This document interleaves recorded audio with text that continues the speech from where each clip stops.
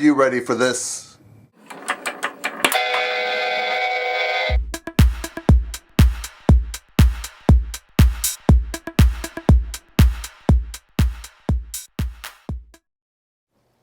Okay, I just want to take a moment to show you a quick 360 of the knife up close. Now let's get into the complete overview. Hey everybody, welcome to the Mark Thomas Home Builder Show. Today is Thursday. It is the second. Let me close this up. It's the second day of the new year, 2014. I've seen a lot of people are glad that 2013 is over with. So let's roll into 2014. And this is my first video of the year. And it's actually my first ever knife review. Alright, let's go over the stats. Overall, 4.5 ounces, at least according to my scale, that's what I came up with. Overall length, 7 5/8. Now according to what I've seen on the website, they show it being 8 1/4, but according to how I measure, I came up with like 7 5/8, 7 3/4, somewhere right in there. And the blade itself, 2 3/4, partially serrated. Alright, now let's go over the blade. It does not say anywhere what kind of steel it is. You know, oftentimes, like right here, where the blade meets with the handle, you might see a number, but I don't see that. There's nothing on their website.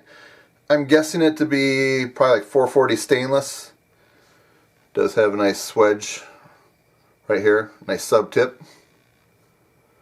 And according to the thickness, what I came up with was 3/32 or 3 millimeters. It's a partial flat grind, and I haven't used it too much cutting stuff, but it is nice and sharp. I do like that. It's a good utility working knife. And I'm not really a fan of the serrated blades, because a lot of times you're cutting, they're pretty deep serrations. And you know, it might be good like when you're sawing stuff, but just for like cutting like some twine and things, it just kind of gets caught up in there. So I'm not a big fan of that. So if I were to change it, I would get rid of the partially serrated blade. Alright. Now let's go over the handle.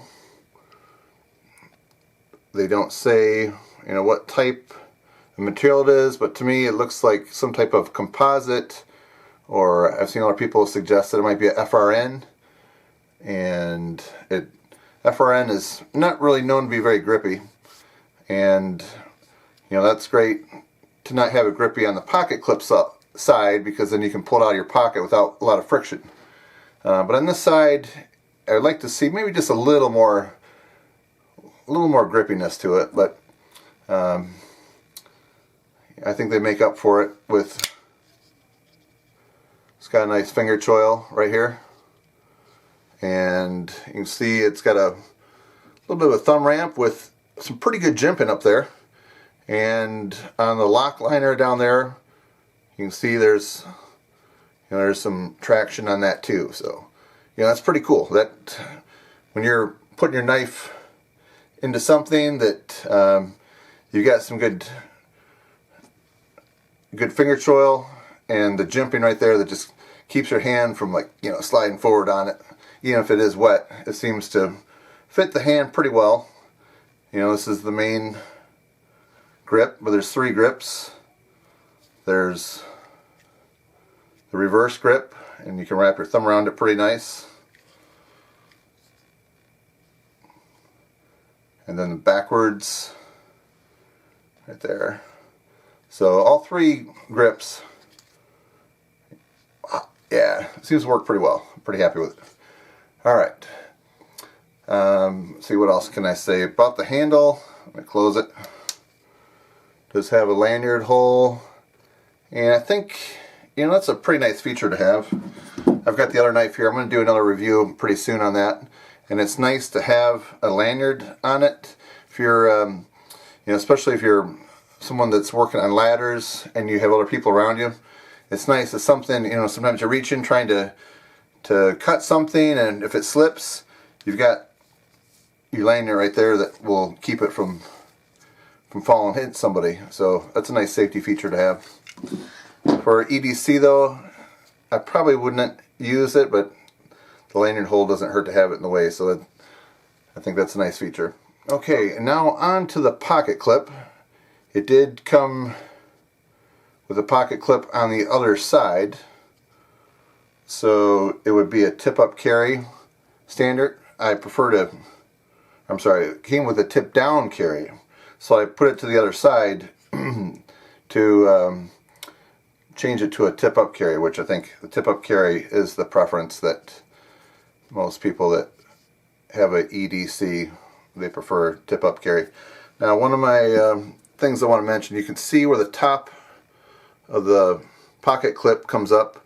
There's quite a bit of knife that sticks out, and it's not like this is a black knife against some dark colored blue jeans. It's, it's a pretty bright red.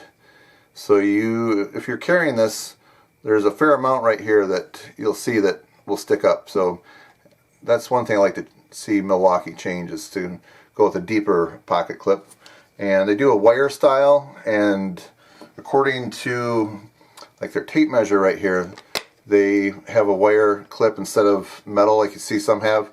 They say that that's easier on the pocket, less wear and tear on the pocket. So that's why I'm assuming right here they have a wire pocket clip. So it does go in and out of the pocket real nice. I like it. The knife does have, as you can see here, full steel liner. And when I look at this blade, trying to compare it to something else, I'm not sure if a company is making their knives for them or not, but it does look a little bit like the Kershaw Blur.